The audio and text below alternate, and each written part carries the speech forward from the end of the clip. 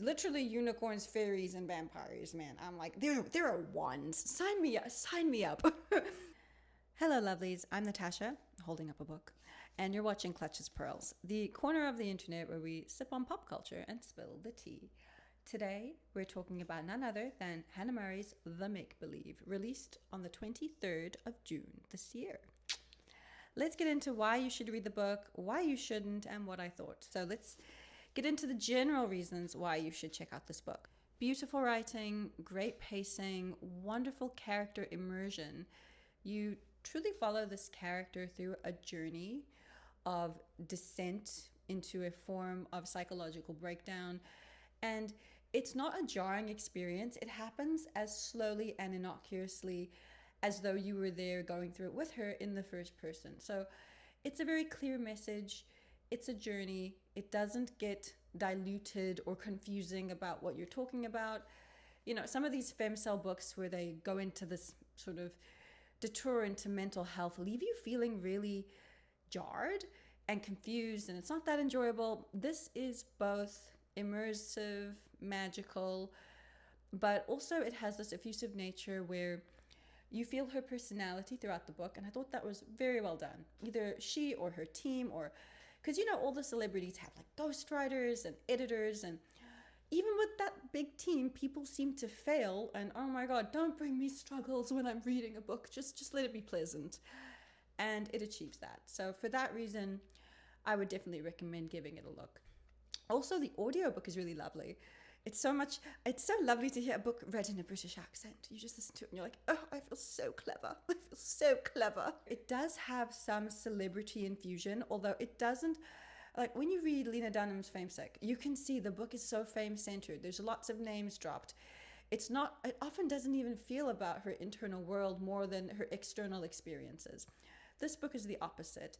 So many of the famous moments or the glamorous moments are almost a backdrop to the story. I'm just going to do the whole video in a British accent because we've decided that's sexy. We've decided it's very sexy to speak like you're British. Water. So, what actually happens in this book? Plot. Spoilers. Go away if you don't want to know. So, the book follows actress Hannah Murray and her descent into mental instability, if you'll call it that. She has, I think, what is a psychotic break, correct me if I'm wrong. It follows her after filming Detroit, which had a very traumatic scene where her dress is ripped off her several times, and this is triggering and it stays with her. So she, I think via her trainer, gets recommended a Reiki healer who then recommends a course while she's in Boston, I think.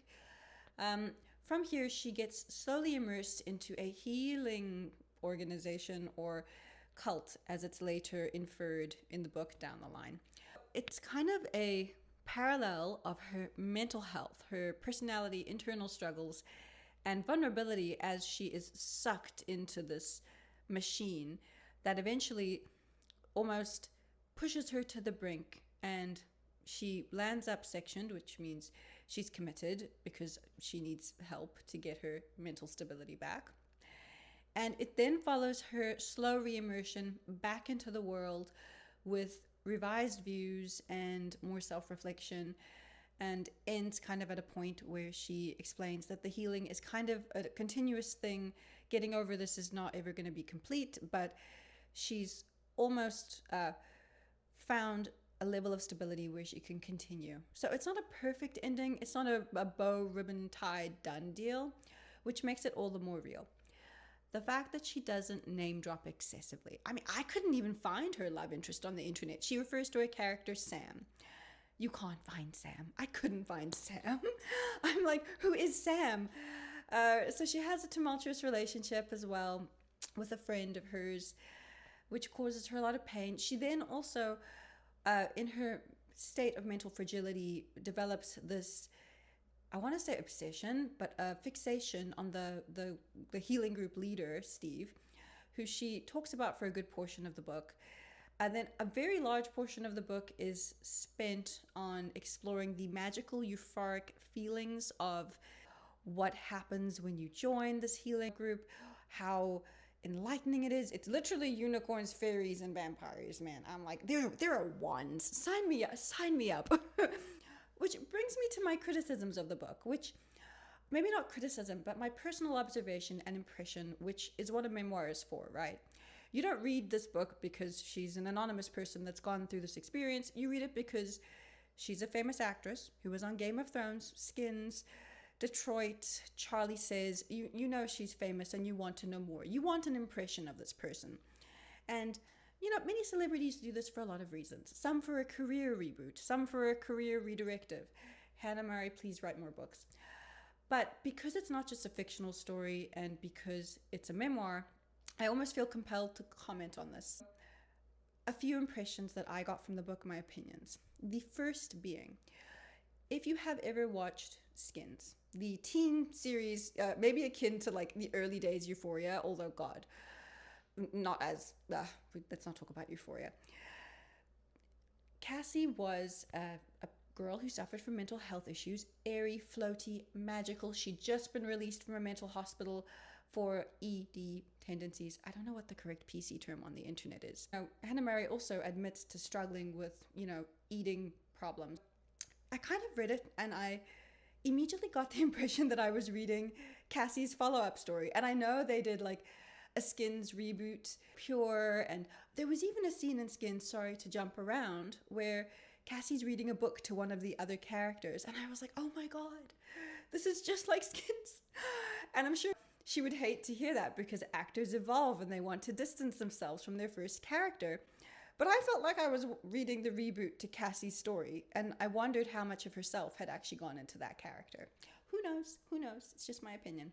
But my major criticism of the book is this book focuses on a lot of the positives that this organization, the way it felt for her. There's a lot of time and many pages spent on how wonderful the feelings were, how exciting it was, how different.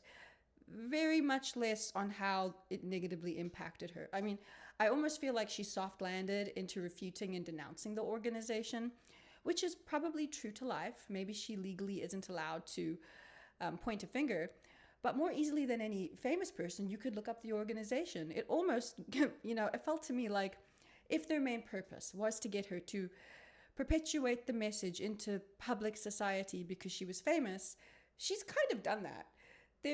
And it's certainly not her intent, I'm sure, but the platform to discuss your experience also gives the organization responsible for her bad experience and her trauma a huge platform. And if you're a curious person like I am, and everybody is, I think, you Google. You go, oh, I wonder what this is. And, God forbid some person goes, well, she had mental health problems, so this wasn't, them. It opens it up to scrutiny and curiosity. And for me, I would have personally liked more of an impression at the end of the book where there was a solid understanding and rejection and founding in reality so that readers themselves don't get sucked down a rabbit hole of, well, I wonder what that's about. A wand kind of sounds cool. When you read this, some people don't necessarily have the weight of the human's life in mind. You read it as a piece of pop culture, entertainment. And in that context, perhaps the gravity of how negatively it did impact her could be lost. But if you've read the book, what did you think? This is one of the more interesting celebrity reads I have read. And while I am sad Hannah Murray has retired from acting because she is very good at it, she has stated that, the fear of opening herself up. Oh, here's another thing. The organization told her she was possessed by a demon because she was meant to do such great work. And I mean, exhale deeply, deep sigh. Yeah, you get the idea. So I think it also created a fear of opening up to dark characters, which she so often played. And, potentially you can't immerse yourself in a way that's uninhibited. I mean, you think back to people like Heath Ledger. When you really immerse yourself in darkness, great work, but the personal impact on the actors, I think, is very often forgotten because they're people. Your body doesn't really distinguish make-believe from trauma. Trauma is trauma. And I think that is one of the messages I took away. Another is be careful who you Reiki with. You might get a wand. Have a wonderful rest of your day, and I will see you soon, sooner than last time. I've been busy, and I'll tell you more about that later, but stay tuned to find out more. Bye, lovelies.